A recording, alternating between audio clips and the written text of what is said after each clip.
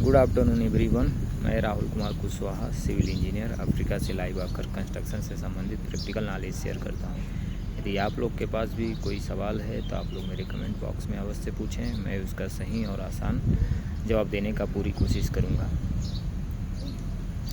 मेरे लाइव आने का टाइम है 1:35, जो कि इंडिया में 5 बज चुका होता है। तो आप लोग इस टाइम को ध्यान में रखते हुए मेरे लाइव में अधिक से अधिक संख्या में ज्वाइन होकर अपने प्रश्न पूछ सकते हैं और उसका रिप्लाई पा सकते हैं। ठीक है, तो मेरा लाइव आने का टाइम है यहाँ का 1:35। ठीक है, तो ये बात आप लोग ध्यान में रखिएगा। कोई भी कंस्ट्रक्शन से संबंधित प्रश्न है, जैसे civil engineer, supervisor, foreman, plumber, HVAC, जो भी भाई का प्रश्न है, जैसे हेल्पर में, लेबर में, mason, tiles mason, plaster mason, plumber, जिसका भी कोई भी प्रश्न है तो लोग मेरे से पूछ सकते हैं मेरे लाइव में आकर, या कमेंट बॉक्स में पूछ सकते हैं, या तो मेरे मैसेंजर में मैसेज करके पूछ सकते हैं। मैं उसका सही और सटीक जवाब देने का पूरी कोशिश करूँगा और करता भी हूँ। ठीक है, एक मेरे भाई का प्रश्न था, उनको किसी प्रोजेक्ट में DG, ट्रांसफार्मर, स्टेबलाइज़र कैसे कैलकुलेट करना है वो पूछ रहे हैं। तो मैं वो भाई को बताना चाहता हूँ, किसी भी प्रोजेक्ट में DG, ट्रांसफार्मर, स्टेबलाइज़र, पहले वो किस टाइप का प्रोजेक्ट है, ये बात को ध्यान में रखना पड़ेगा। जैसे इंडस्ट्रियल है कि कमर्शियल है कि रेजिडेंशियल है। अगर आप रेजिडेंशियल के लिए पूछ रहे हैं तो रेजिडेंशियल में भी आपको ये बात ध्यान में रखना पड़ेगा, और रेजिडेंशियल कितने फ्लोर का है, उसमें क्या क्या एमिनिटीज़ है, ग्राउंड फ्लोर में क्या क्या है, अपना टेरेस पे क्या क्या एमिनिटीज़ है। ठीक है, पैसेज में कितनी लाइट हैं, कि बेडरूम में कितना टन का AC लगाना है, और अपना क्या बोलते हैं, हॉल में कितने टन का AC लगाना है, किचन में क्या क्या अप्लायंस देना है। अप्लायंस जैसे किचन में अप्लायंस में भी ये भी आता है, क्या बोलते हैं, अपना AC तो अपना गीज़र लेते ही हैं, गीज़र तो टॉयलेट में लेते हैं। अपना किचन में वॉशिंग मशीन लेते हैं, जो वॉश एरिया होता है किचन का, उसमें वॉशिंग मशीन रखते हैं। तो वॉशिंग मशीन रखने के लिए अपना चलाने के लिए लाइट दिया जाता है। फिर अपना स्टोर रूम होता है, स्टोर रूम में अपन डीप फ्रीज़र लेते हैं, उसको चलाने के लिए लाइट देना पड़ता है। किचन में अपना क्या बोलते हैं, इंडक्शन देते हैं, इंडक्शन को भी चलाने के लिए लाइट दिया जाता है। फ्रिज देते हैं, उसको भी चलाने के लिए लाइट दिया जाता है। तो ये सभी में लाइट कंज्यूम होता है। तो ये सब लाइट को जोड़कर फिर टॉयलेट में गीज़र देते हैं, सबको जोड़कर और किलोवाट में जो एक्चुअल कंजप्शन है उसको ऐड करते हैं। फिर किलोवाट को KVA में कन्वर्ट करके पावर फैक्टर लगा के फिर अपन एक्चुअल कंजप्शन निकालते हैं। तो जैसे सपोज कीजिए, जैसे मैं एक टिप्स बताता हूँ एक बिल्डिंग का, तो आप उसके अकॉर्डिंग आप किसी भी प्रोजेक्ट में अगर आपको कैलकुलेट करना है तो आपको हेल्पफुल साबित होगा। आप ध्यान से सुनिए, आपके माध्यम से और भी इलेक्ट्रिकल इंजीनियर, सुपरवाइज़र, फोरमैन जिनको कैलकुलेशन में दिक्कत आती होगी, तो वो एक कन्वर्सेशन सुनने के बाद उनको आई थिंक क्लियर हो जाएगा। तो आप ध्यान से सुनिए मेरे भाई। जैसे सपोज कीजिए एक बिल्डिंग है, 2 BHK का है, एक फ्लोर पे 4 फ्लैट हैं और टोटल 5 फ्लैट का बिल्डिंग है, सपोज कीजिए। तो एक फ्लैट में 2 BHK है, तो 2 BHK में सबको मालूम है 2 BHK में 2 बेडरूम होता है, एक हॉल होता है। अगर 3 BHK है तो 3 BHK में 3 बेडरूम होगा, एक हॉल होगा। 4 BHK है तो 4 BHK में 4 बेडरूम, एक हॉल, किचन और टॉयलेट होता है। अगर 4 BHK है तो 3 टॉयलेट, 2 BHK है तो 2 टॉयलेट, और 3 BHK है तो 3 BHK में 3 टॉयलेट।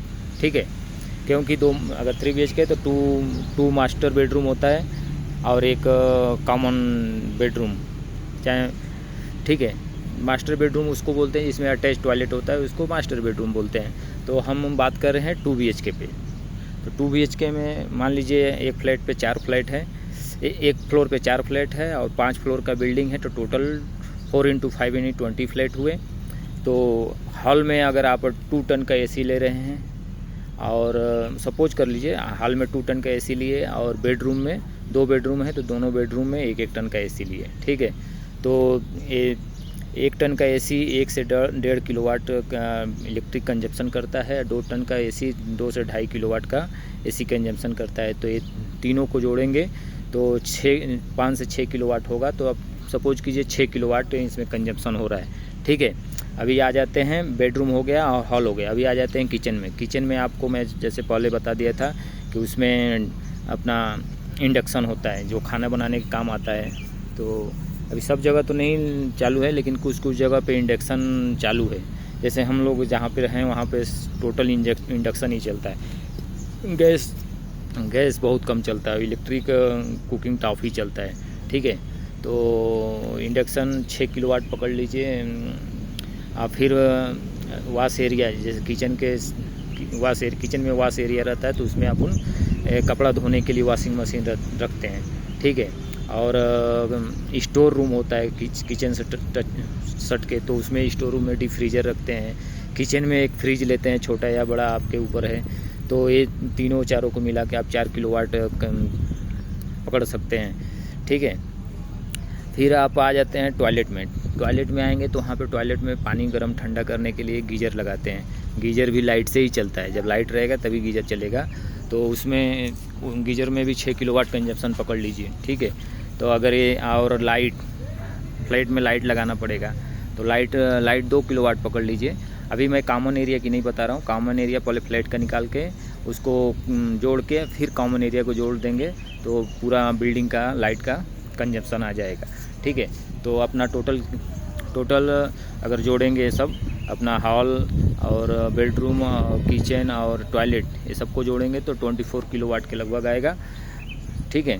अभी 24 इंटू 20 कर देंगे 20 फ्लैट के लिए, तो आई थिंक 24×48 480 किलोवाट के लगभग आएगा। अभी जो कॉमन एरिया में बताया, कॉमन एरिया में क्या क्या एरिया पकड़ते हैं वो भी मैं आपको बता दे रहा हूँ। जैसे कॉमन एरिया ग्राउंड फ्लोर को पकड़ लेंगे, जो पार्किंग एरिया वगैरह रहता है।